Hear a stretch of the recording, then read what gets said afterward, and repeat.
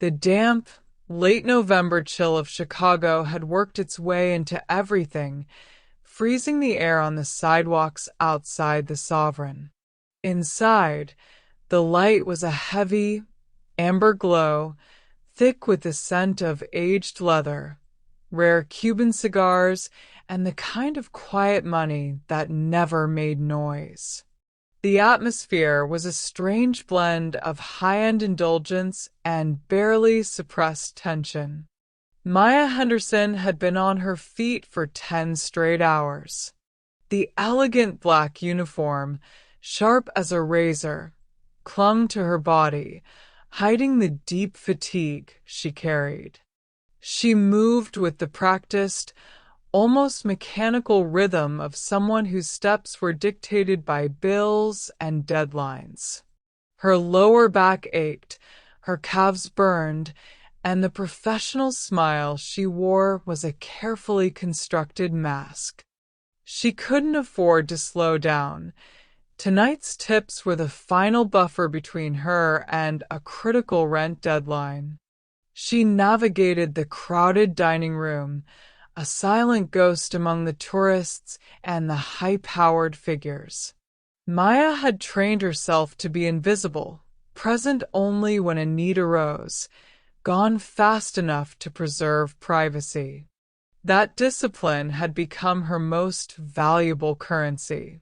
Perhaps that hard-won invisibility was why she noticed him immediately. Table 14. Tucked far back in the velvet-lined corner, a table reserved for those who value discretion over location. John DeLuca. She had served him every Tuesday night for the last 6 months. Always the same, Johnny Depp DeLuca, known by the staff only by his nickname, due to his striking movie star resemblance. Always alone, save for his imposing bodyguard, Victor. He ordered a single malt scotch, ate with minimalist focus, and never demanded service. Yet, every employee understood that DeLuca's table required the precision of a high-wire act. Those who made a mistake, those who interrupted or lingered, were never yelled at or fired. They simply disappeared from the schedule, their presence erased as if by an invisible, powerful hand. Maya had learned not to ask questions about men like John DeLuca. In a city where real power operated in the unspoken, survival meant observing everything and uttering nothing. She knew the custom suit he wore cost more than her entire savings. Knew the cool, collected look in his eyes hinted at a deep, controlled violence. And tonight, the moment her eyes swept over his table, she knew something was fundamentally wrong. If you're still here and this story has stirred something in you, take a moment to subscribe, like, and share so we can keep bringing you more heartfelt stories. And if you don't mind, I'd love to know, where are you watching from? Drop a comment below and tell us which part of the world this story reached. Every message you leave truly means a lot to us. Maya returned to the dining room floor, her practiced movements silent and efficient as she navigated the last of the dinner service. Table 14 was her anchor point. The room might spin with noise and laughter, but the corner where John DeLuca sat was a vacuum of focused, high-pressure silence. Her gaze, trained to be peripheral, drifted naturally to Victor, the bodyguard. He was usually a figure of pure, immovable stillness, a piece of expensive, professional granite, but tonight, Maya sensed a fault line. His left hand, resting on the back of the empty chair next to him, was not relaxed. The tendons were rope-tight beneath the skin, the fingers pressing down subtly, as if testing the weight of the wood. It was the posture of a man ready to spring, not a man calmly securing his charge. As she worked the perimeter, clearing bread baskets and refilling water, she kept Victor in her line of sight. Every few minutes, she watched his head turn, not a smooth, professional sweep of the room, but a quick, almost panicked snap toward the main entrance before his eyes retreated back to the wall. Then there was the watch, a heavy, black tactical watch that Victor rarely looked at. Now, his thumb crept over the glass face, feeling the texture, then flicked his wrist slightly inward to check the time. The gesture was repeated 4 times in 10 minutes, far too obsessive for simple boredom. Maya's first instinct, the one honed by years of quiet survival, was to rationalize it away. He's stressed. He's waiting for a personal call. The job is tedious. She tried to dismiss the pattern as noise, but the noise was too clean, too consistent. The tension in the hand, the hurried glances at the timepiece, the way his gaze, usually fixed outward on potential threats, kept flicking back toward the table, specifically avoiding meeting DeLuca's eyes whenever the boss moved. This wasn't stress. It was the focused preoccupation of a countdown. Victor wasn't guarding the room. He was timing something that was about to happen in the room, and Maya's internal alarm began to sound, a cold, insistent siren in the back of her mind.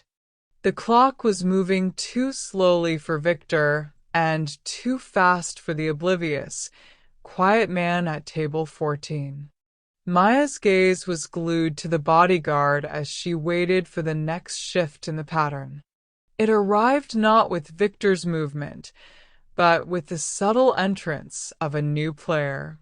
He was a courier or looked like one nondescript, in a dark, cheap windbreaker, holding a brown paper bag that was too neat and too small for a typical delivery.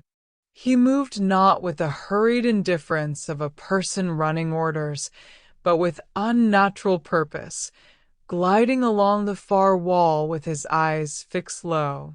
He did not ask the host for directions. He seemed to know exactly where he was going. The courier stopped just past DeLuca's table, ostensibly fiddling with his bag. It was the perfect, brief moment of camouflage.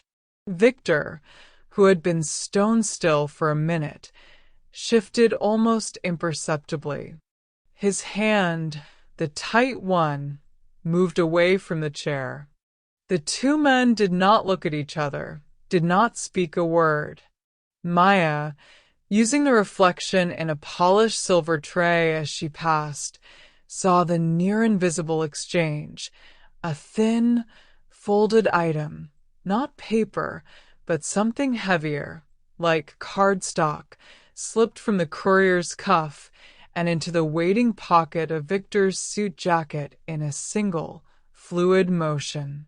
It was too fast, too practiced to be anything but clandestine. The courier straightened, adjusted his collar, and walked out without ever looking back or acknowledging a soul. The breath caught in Maya's throat. This was not a business dealing.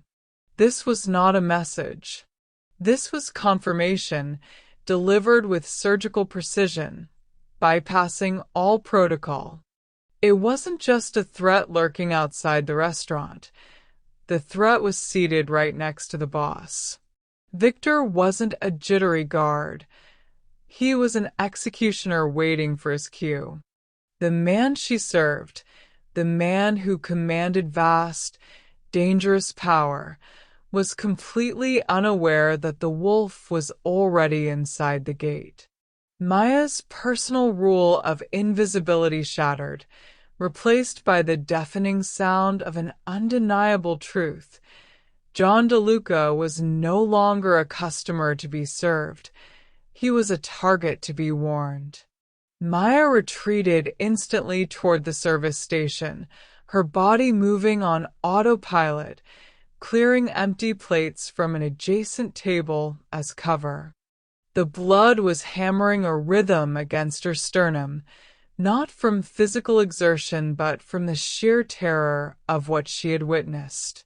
Her entire survival framework, built over a decade, rested on a single, silent covenant.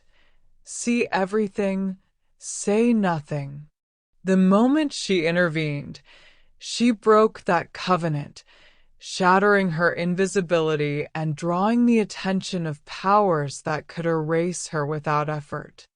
The irony was a cold metal taste in her mouth. Saving the MAFIA boss meant risking her life from his enemies, his traitor, and potentially, even from him. She grabbed a narrow slip of order paper, the cheapest, most disposable item she could find. Her pen shook so hard she had to steady her wrist against the cold steel of the drink dispenser. The words came out vague and useless the first time. Be careful tonight.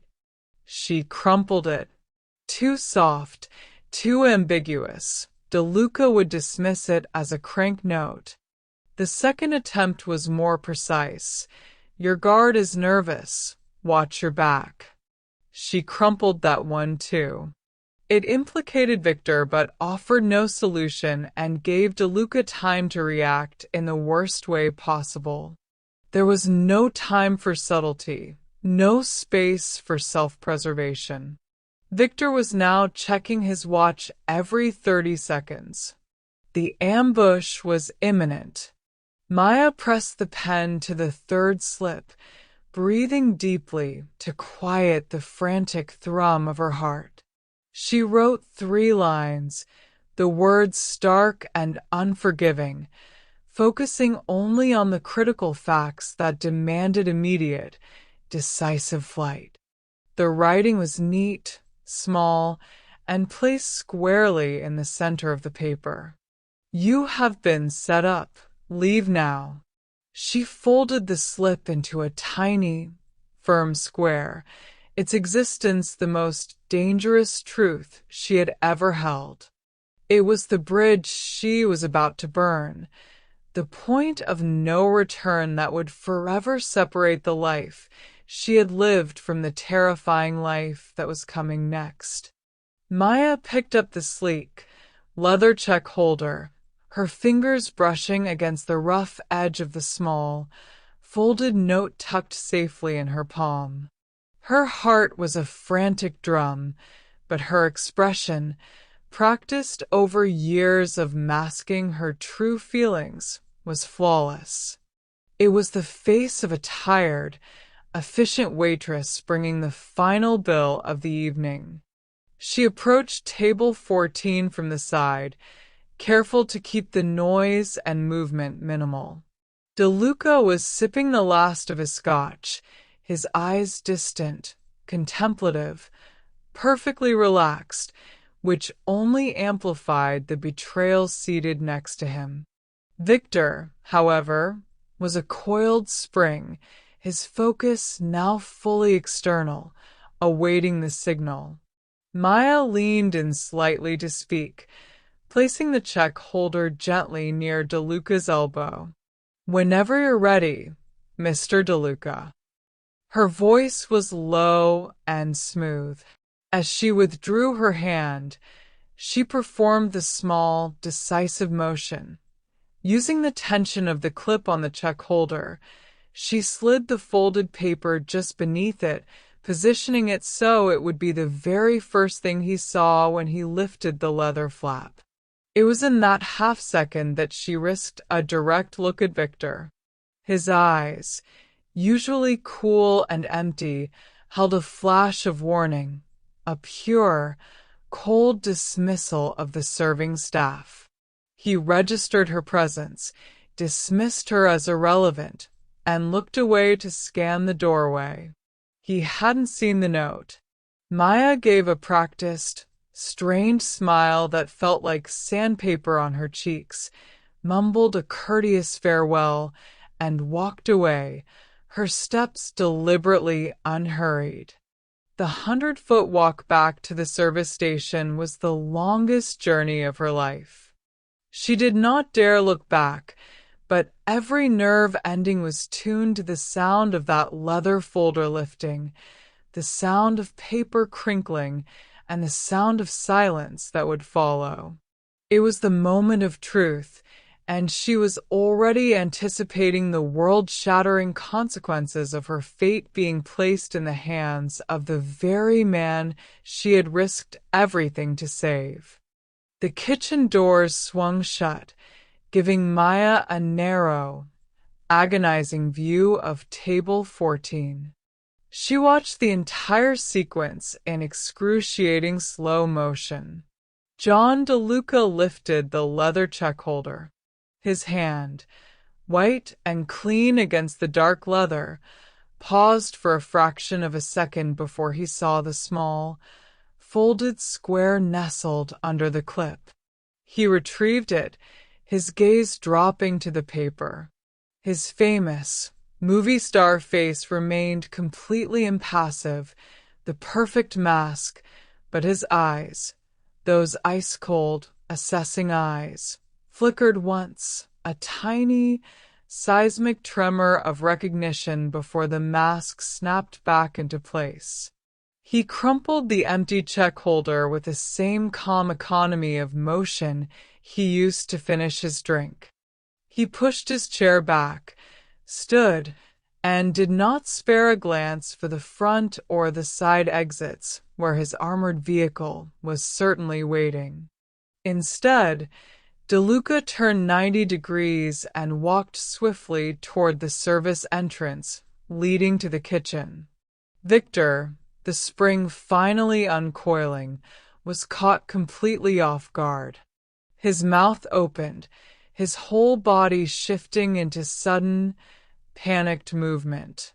He couldn't risk revealing the ambush by tackling DeLuca, but he couldn't let him escape the killing zone either. The betrayal was wrenched from him in a raw, desperate shout that echoed across the startled dining room. "Boss, no. Your car is out the back. Wait." The plea confirmed everything. The back door was the ambush. DeLuca didn't slow down.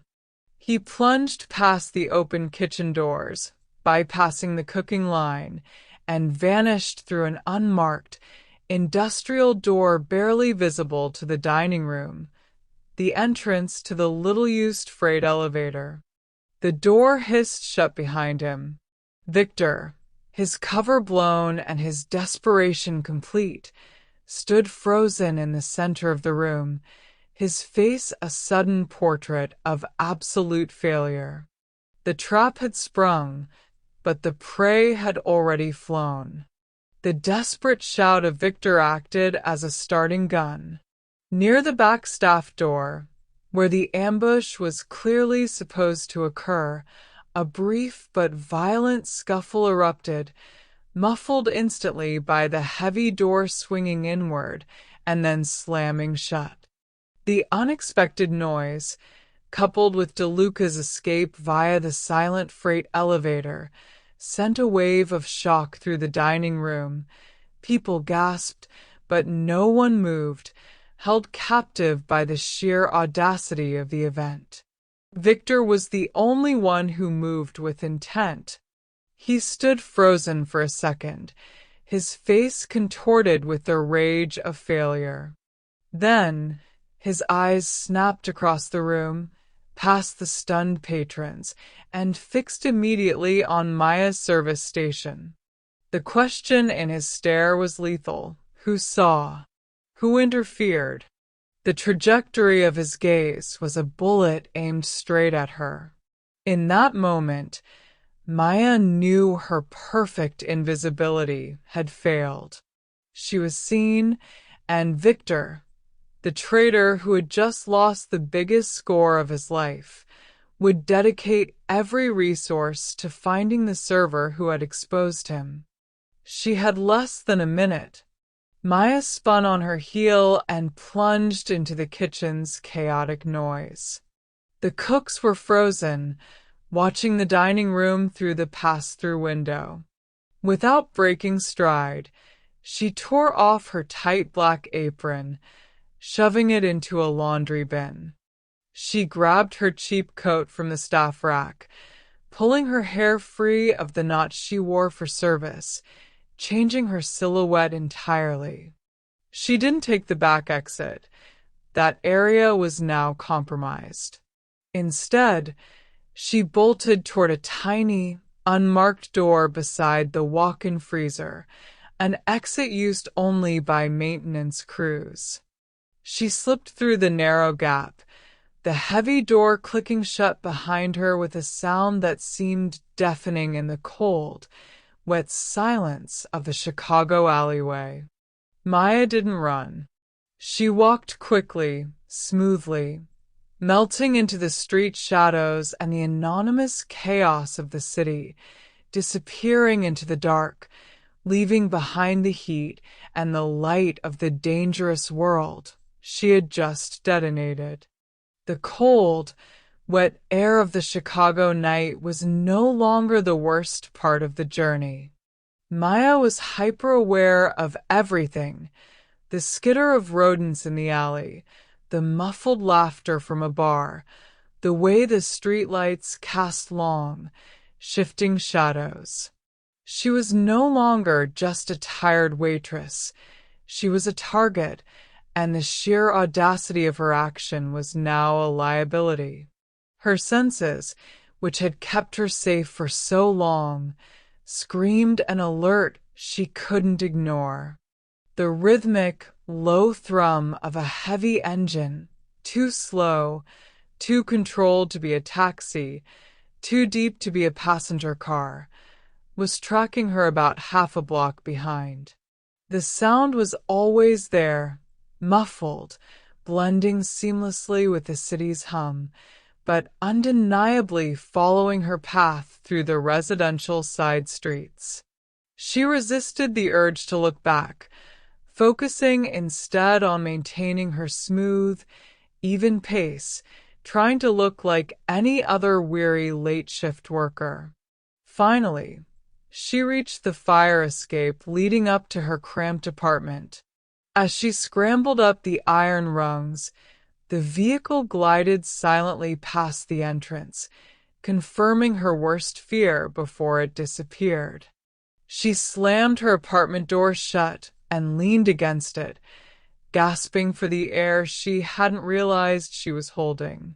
Seconds later, the silence was violently broken by a shrill, insistent vibration. It wasn't her primary phone, but the cheap, prepaid burner she kept hidden in a coffee mug, the one she had bought years ago and never expected to use. She retrieved it with a hand that shook uncontrollably.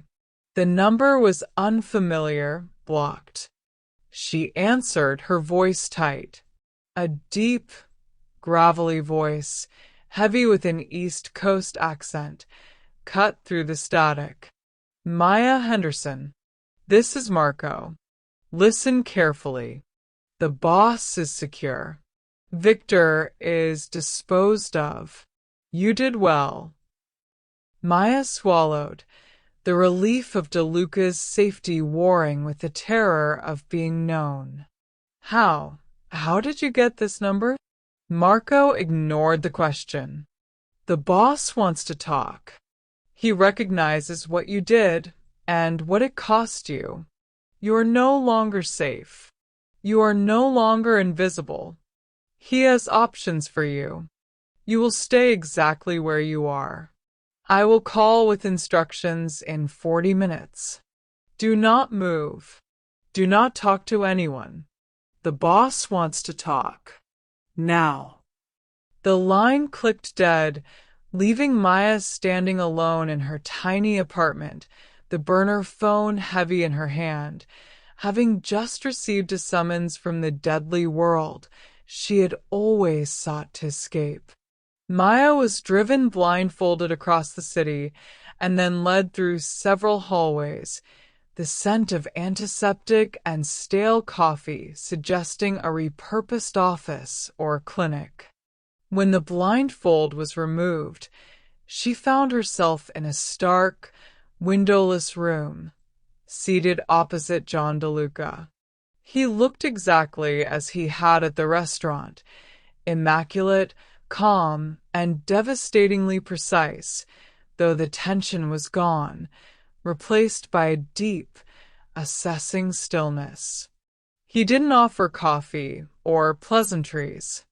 He simply slid the crumpled slip of order paper, Maya's note, across the sterile table. "This saved my life, Maya. You should know that." The back lot was set to ignite the minute the doors opened. Maya felt a rush of raw relief, followed by the terrifying realization of how close she had come to disaster. "I don't reward charity," DeLuca said, his voice quiet. "Charity is fleeting. I reward competence and courage." He leaned forward slightly, his eyes boring into hers. 100 people saw Victor act odd tonight. Only one person had the insight to piece together the courier and the threat, and the balls to break their personal code of silence. That, Maya, is what separates the pawns from the players. The ability to act on information when the stakes are highest. He then presented her choice, his proposal as clinical as the room they were in. "You exposed yourself to save me. You can never go back to your old life. Option 1, a new identity, clean papers, and $1 million in liquid capital. You disappear, secure. Option 2, you stay. You sign a contract with me, and I put you through training. You will earn more than you ever thought possible, but you will live on the edge of the blade every single day." The $1 million represented safety, rent paid forever, and the invisibility she craved. But it was a retreat. It was the end of the story. Staring at the man who had the power to redefine her existence, Maya felt the fire of the conviction that had made her write the note. She didn't want to serve other people's power anymore. She met his gaze, the quiet waitress gone. "Option 2, she said, the word ringing with unfamiliar confidence. "I stay." The next morning, the sterile room was replaced by a lawyer's office, where Maya signed the contract. It was a dense, binding document that demanded absolute confidentiality and loyalty, promising high compensation in exchange for her life. It was a trade she willingly made. Her old apartment was cleared out within hours, her identity carefully scrubbed, and the life of Maya Henderson, the invisible waitress, ceased to exist. Her new life began with a brutal immersion into training. It was months of relentless physical conditioning, martial arts instruction focused on efficiency and speed, and intensive counter-surveillance classes.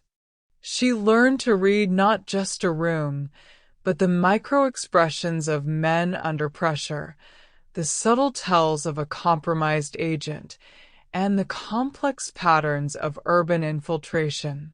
Her keen observation skills, once used to predict a customer's drink order, were now weapons aimed at anticipating betrayal. She thrived in the disciplined environment, finding a strange freedom in the rigor. Weeks bled into months. The exhaustion that had plagued her at the Sovereign was replaced by a coiled, ready energy. Her first real assignment found her not in the back alleys of Chicago, but in the shimmering ballroom of a high-end embassy event in Washington, D.C. She was no longer wearing tight, black server's clothes, but an impeccable sapphire evening gown. Her hair was pulled back, her posture was effortless, and the fear had been replaced by a focused, predatory calm. Her target was a foreign attaché, and her mission was simple: gather non-public data on his organization's movements. She moved through the crowd, laughing lightly at a terrible joke from a senator, her eyes scanning, analyzing, connecting every thread. When she finally approached the attaché, she wasn't serving him a drink. She was a confident, elegant operative engaging him in conversation, extracting the necessary information with a precision that would have made DeLuca proud. Looking out over the glittering, oblivious crowd, the bankers, the politicians, the ambassadors, Maya realized the finality of her transformation. She was no longer the girl who cleaned up the mess in the shadows. She was the woman who operated the controls, standing fully in the light, a player in the game she had once only served. She had chosen to trade invisibility for power, and she had won. Maybe all of us have been a Maya at some point, the dedicated person living quietly in someone else's shadow, hoping to earn independence, drifting through a necessary life we didn't truly choose. But the real question is, when a life-altering opportunity appears, do we dare take it? Even knowing the road ahead is sharp and unforgiving, even knowing there may be no way back to the comfortable darkness of anonymity.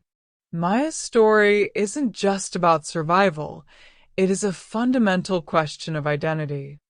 Who am I without someone else's demands telling me where to go? Who am I when I alone choose to break the rules of safety for the sake of a higher calling? Who am I in a world where trust is the most expensive, most dangerous luxury? And what about you? After hearing her story of choosing the high-stakes table over the service station, have you ever felt yourself standing at a threshold the way Maya did? Have you faced a moment where you had to choose between safety and growth? Share your thoughts in the comments below. We would be honored to hear what resonates with you from the deepest part of your heart. Every story reflects a piece of life, and through your own voice, we might find the connection that busy days often steal from us. If this story touched something inside you, please remember to like the video, share it with someone you care about, and most importantly, subscribe to our channel so you won't miss any of the thrilling, meaningful stories we bring to you each day. Thank you for staying with us until the very last moment. We wish you good health, peaceful days, and a life filled with gentle, positive light. Goodbye, and we look forward to seeing you in the next story.